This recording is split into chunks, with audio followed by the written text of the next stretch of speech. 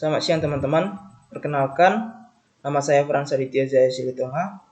Saya dari 4 PMI 2. MPM saya 201012726108. Di sini saya dari Manajemen Informatika Pagi. Di sini saya mengerjakan proyek UAS yang berjudul Perancangan Sistem Informasi SPOP dan LSOP Pajak Bumi dan Bangunan di Bapenda menggunakan bahasa pemrograman Visual Basic Net dan database MySQL. Yang pertama itu latar belakang.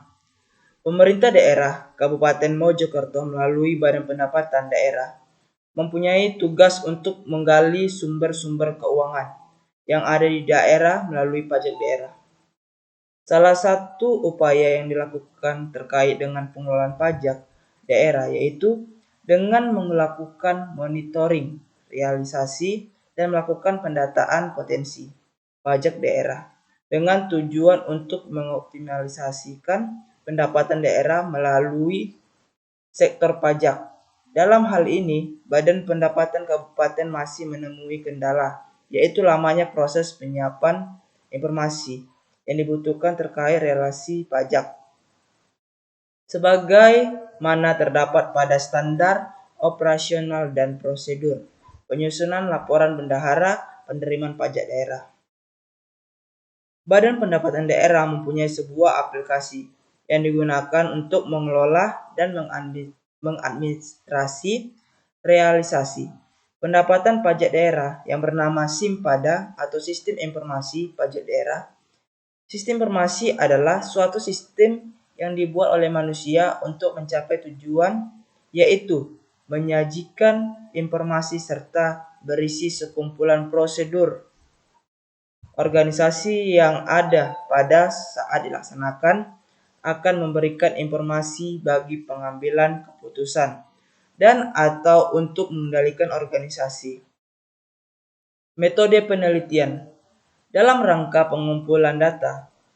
Guna menyusun laporan tugas akhir semester ini, penulis menggunakan beberapa metode penelitian yang meliputi. Pertama, penelitian lapangan atau field research. Dalam hal ini, penulis melakukan penelitian langsung ke lapangan dan wawancara untuk mengumpulkan data secara langsung dengan cara menyajikan beberapa pertanyaan yang bersangkutan dengan penelitian yang sedang penulisan lakukan dari SPOP dan LSOP, pajak bumi dan bangunan di Bapenda. Selain wawancara, penulis juga mengadakan observasi atau pengamatan yang merupakan teknik pengumpulan data yang tidak hanya terbatas pada orang, tetapi pada objek-objek yang lain dan juga melakukan pengamatan langsung pada Bapenda bersangkutan dengan pendataan. Yang kedua, penelitian kepustakaan atau library research. Pengumpulan data juga dilakukan dengan cara membaca buku-buku yang berkaitan dengan penelitian dan artikel-artikel yang berasal dari internet. Kita masuk ke landasan teori. Kajian teori.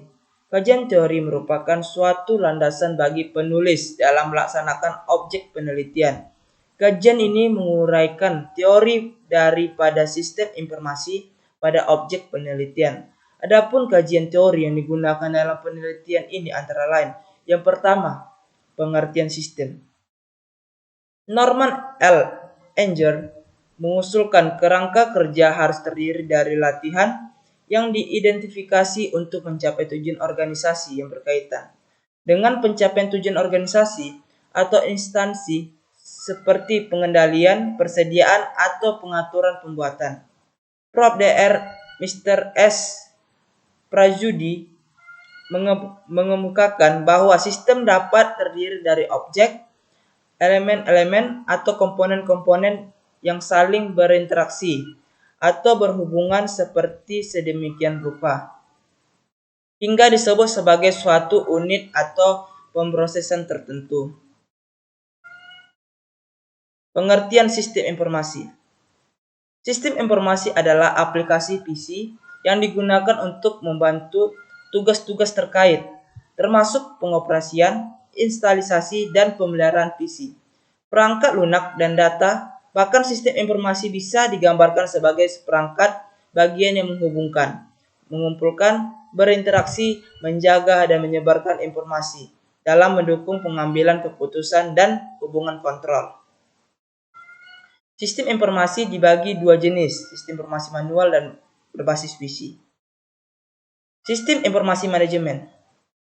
Joseph E. Kelly percaya bahwa dalam bukunya Computer Research Management, Informasi Sistem, bahwa sistem informasi manajemen merupakan kombinasi antara sumber daya manusia dan sumber daya berbasis komputer. Dapat merujuk pada pengumpulan, pengambilan, pertukaran, dan penggunaan data untuk mencapai operasi manajemen dan rencana bisnis yang efektif. Kita masuk ke normalisasi. Normalisasi adalah suatu teknik dengan pendekatan bottom up yang digunakan untuk membantu mengidentifikasikan hubungan, dimulai dan menguji hubungan, yaitu functional dependencies antara atribut. Tujuan utama normalisasi adalah mengidentifikasi kesesuaian hubungan yang mendukung data untuk memenuhi kebutuhan perusahaan atau aturan-aturan teknik perancangan normalisasi. Menurut Anormalist Form, merupakan suatu tabel yang berisikan satu atau lebih huruf yang berulang. Membuat tabel yang unormalisis adalah dengan memindahkan data dari sumber informasi. Menurut First Normal Form atau INF, merupakan sebuah relasi di mana setiap baris dan kolom berisikan hanya satu nilai. Second Normal Form 2NF. 2NF merupakan sebuah relasi dalam 1NF, dan setiap atribut non-primary key bersifat full functional dependent pada primary key.